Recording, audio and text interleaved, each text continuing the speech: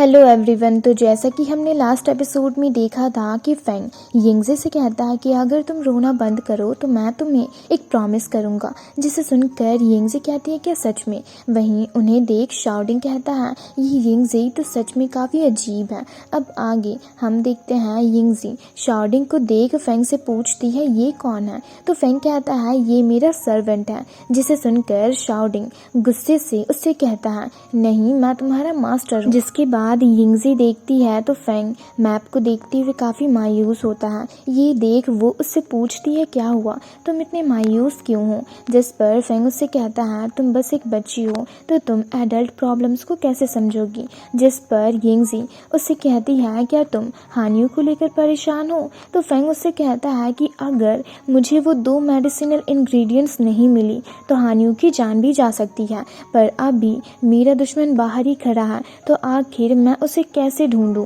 और फिर यिंगजे से पूछता है क्या तुमने अभी अभी बाहर जांगडी पर जिस टेक्निक का यूज़ किया था क्या वो टेक्निक तुम फिर से यूज़ कर सकती हो। तो यिंगजे कहती है नहीं। जिसे सुनकर फेंग काफ़ी मायूस होकर कहता है तब तो लगता है अब कोई और रास्ता नहीं है। तो यिंगजे उससे कहती है एक रास्ता है, अगर तुम सोल शेपिंग पील का इस्तेमाल करो तो तुम्हारी मार्शल सोल काफ़ी ज़्यादा पावरफुल हो जाएगी। तो फेंग उससे कहता है इसके बारे में ज़ो शेक्ट के मास्टर ने मुझे बताया था, पर ये बहुत ही ज़्यादा रिस्की होता है। अगर मैं इसमें फेल हो गया तो मेरी सारी कल्टीवेशन बर्बाद हो जाएगी। तो यिंगजे उससे कहती है पर मेरे पास एक रास्ता है जिससे तुम इसमें सक्सेसफुल हो सकते हो, पर उसके लिए तुम्हें पहले मुझसे एक प्रॉमिस करना होगा कि तुम मेरे सोल को रिपेयर करने की मेडिसिन ढूंढने में मेरी मदद करोगे। जिसे सुनकर फेंग कहता है ठीक है। तो यिंगजे उसे बताती है कि तुम्हारे स्टोरेज बैग में जो डिवाइन फ्रूट है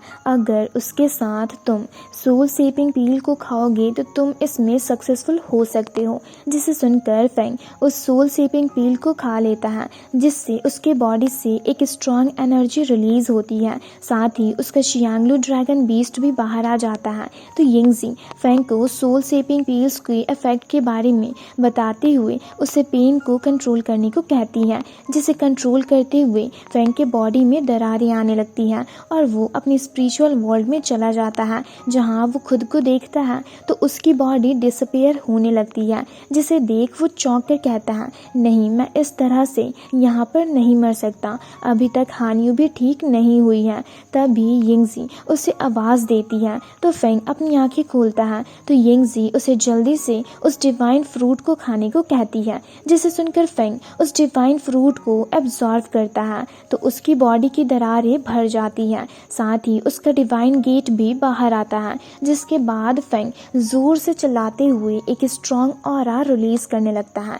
जिसे सुनकर यिंगजे उससे कहती है फेंग ये तुम क्या कर रहे हो, क्या तुम मुझे मारना चाहती हो। जिसे सुनकर फेंग शांत हो जाता है और उससे पूछता है क्या हुआ तुम्हें। तो यिंगजे उससे कहती है तुम्हारी वो स्पिरिचुअल एनर्जी मेरे लिए स्पिरिचुअल अटैक जैसी थी, जो कि एक स्पिरिचुअल बॉडी के लिए काफ़ी खतरनाक होती है। तो फेंग उससे कहता है माफ़ करना, मैं उसे अच्छे से कंट्रोल नहीं कर पाया। तो यिंगजे उसे मारते हुए कहती है अभी अभी तुम्हारी इस हरकत से मेरी सोल गायब हो जाती तो तुम्हारे माफ़ी मांगने से भी क्या ही हो जाता।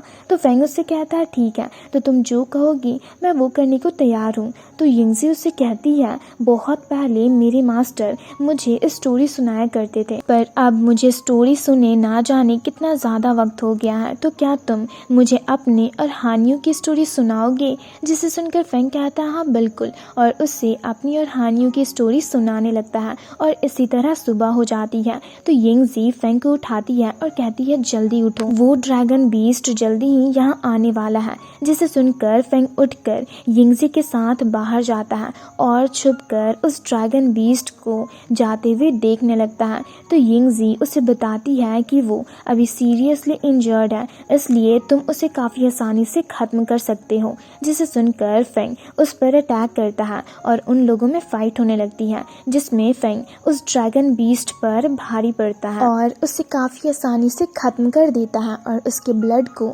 इकट्ठा करने लगता है। जिसे देख यिंगजे उससे पूछती है आखिर तुम किस तरह की टेक्निक की प्रैक्टिस करते हो, क्योंकि देखने में तो ये एक डेविल टेक्निक लग रही है। तो फेंग उससे कहता है ये एक सीक्रेट है। जिसके बाद वो बैठकर उस गैदर किए हुए ब्लड को एब्जॉर्व करके कल्टीवेट करने लगता है, जिस दौरान यिंगज़ी उस ड्रैगन बीस्ट को मारते हुए कहती है तुम मरना ही डिजर्व करते हो, और उसके डिवाइन फ्रूट को फैंग को दे देती है और कहती है मेरी मेडिसिन ढूंढना मत भूलना। तो फैंग कहता है तुम फिक्र मत करो, और वो लोग इसी तरह आपस में बातें करते हुए जा ही रहे होते हैं कि तभी यिंगज़ी को किसी के आने की ब्रीथ महसूस होती है। तो वो फैंग को उसके बारे में बताती है। तो फैंग उसे लेकर एक पेड़ के पीछे छुप जाता है और कहता है क्या ये ज़ांगडी की ब्रीथ है? तो यिंगज़ी कहती है नहीं, ये ब्रीथ उससे कहीं ज़्यादा वीक लग रही है। तभी वो देखते हैं तो वहाँ पर चांगलिंग आता है, और इसी के साथ ये एपिसोड यहीं पर ख़त्म होता है। तो अगर आप लोगों को ये वीडियो अच्छी लगी तो वीडियो को लाइक और चैनल को सब्सक्राइब कर दें।